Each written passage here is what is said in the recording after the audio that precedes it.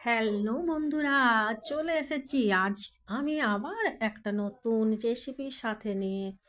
দেখো, তোমাদের নিশ্চয়ই ভীষণ ভালো লাগবে, এই আশাটাই আমি করি তোমাদের কাছে। দেখো, এটা একটা মাছের সুন্দর কারি, কত সহজেই বানানো যায় সেটাই তোমাদের দেখিয়ে দিচ্ছি আজ।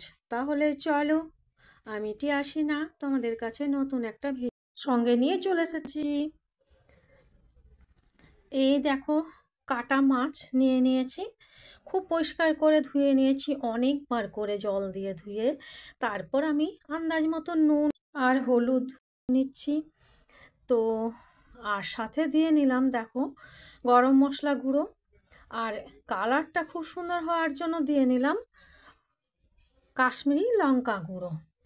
পরিমাণ মতো অনুযায়ী দিতে হবে, আর যাতে একটু আঁশটানি ভাব থাকে মাছের মধ্যে সেটা চলে যায়, তার জন্য আমি এই লেবু অর্ধেকটা রসটা চিপে দিয়ে দিচ্ছি।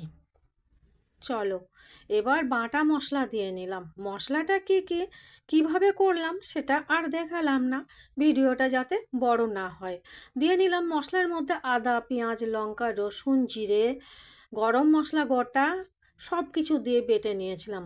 তার মধ্যে দিয়ে নিলাম আমি একটু টক দই, আর কাঁচা সর্ষের তেল দিলাম, আর কাঁচা লঙ্কা দুটো দিয়েছি, তোমাদের আন্দাজ মতো দিতেও পারো, আরও বাড়িয়েও দিতে পারো। বেশ সুন্দর করে ম্যারিনেট করে রেখে দিয়েছি ঢাকা দিয়ে 1 ঘন্টার মতো। তোমাদের যতটা টাইম নেবে ততটা টাইমে রাখবে। তারপর আমি চলে এসেছি, দেখো একটা কড়াইয়ের মধ্যে তেল দিয়ে একটু গোটা গরম মশলা দিলাম, কালো জিরে, শুকনো লঙ্কা দিয়ে চিনি দিয়ে নিলাম কালারটা সুন্দর হবে বলে। কালারটা সুন্দর আসার জন্য চিনিটা যখন লাল হয়ে গেল, লাল করে ভেজে নিলাম। তারপরে এই কুচিয়ে রাখা পেঁয়াজগুলো দিয়ে নিলাম। পেঁয়াজগুলো যতক্ষণ না লাল হয়ে সুন্দর করে ভাজা হয়ে যাবে ততক্ষণ পর্যন্ত ভেজে নিয়েছি। দেখো, ভাজা আমার প্রায় হয়ে গেছে। ঢাকাটা খুলে তোমাদের দেখিয়ে দিলাম মাছটা ম্যারিনেট করে রাখা মাছটা। এবার ভাজা হয়ে গেছে, মশলাটা যখন ভাজা হয়ে গেছে, সরি মাছটা বলে ফেললাম, মশলাটা যখন ভাজা হয়ে গেল তখন আমি মাছটা ম্যারিনেট করে রাখা মাছটা আমি দিয়ে নিচ্ছি। দেখো, নাড়াচাড়া করে সুন্দর করে দিয়ে নিলাম। এবার আমি ঢাকা দিয়ে নিলাম, বেশ মিনিট 5 হাই ফ্লেমে ফুটিয়ে নিয়ে তারপর লো ফ্লেমে 5 মিনিট ফুটিয়ে নিলাম। এরপর দেখো ঢাকাটা খুলে তোমাদের দেখিয়ে দিচ্ছি, বেশ সুন্দর করে টকবক করে ফুটতেই আছে। এর সাথে তুমি আরও অ্যাড করতে পারো কাজু কিশমিশ বাটা, আরও সুন্দর হবে, বা পোস্ত চালমগজ বাটা, তো আমি দিইনি, এতেই কিন্তু খুবই সুন্দর লাগে মাছটা। তো দেখো, আমার কিন্তু মাছটা প্রায় রান্নাটা কমপ্লিট হয়ে গেছে। এই সময় আমি দেখো ওপর থেকে আগে থেকে কুচিয়ে নিয়েছিলাম ধনে পাতা কুচি ছিটিয়ে দিলাম।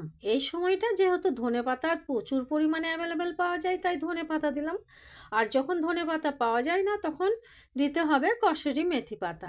তো তোমাদের যদি কসুরি মেথি পাতা খেতে না ভালো লাগে তাহলে ধনে পাতা দেবে, যেটা যার ভালো লাগবে সেটা সে দেবে, যার ঘরে যেটা থাকবে তখন সেটা দিয়ে রান্নাটা কমপ্লিট করে নেবে। দেখো, আমার কিন্তু রান্নাটা একেবারেই কমপ্লিট হয়ে গেছে। তো চলো এবার তোমাদের একটা প্লেটের মধ্যে পরিবেশন করে দেখিয়ে দিই। দেখো, ঠিক এইভাবে আমি তোমাদের পরিবেশন করে দেখিয়ে দিচ্ছি।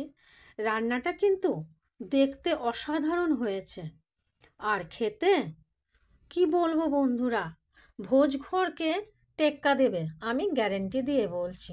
তোমরা অবশ্যই এইভাবে একদিন বাড়িতে বানিয়ে খেয়ে দেখবে। ওফো, তোমাদের তো বলতেই ভুলে গিয়েছি, এই মাছটা কি মাছ? এই মাছটা হলো পাঙ্গাস মাছ, বা শঙ্কর মাছও এইভাবেই রান্না করে, তবে এই মাছটা আমার পাঙ্গাস মাছ। আসছি, আবার ফিরবো অন্য কোনো রেসিপির সঙ্গে। ভালো থাকো, সুস্থ থাকো সবাই, বাই।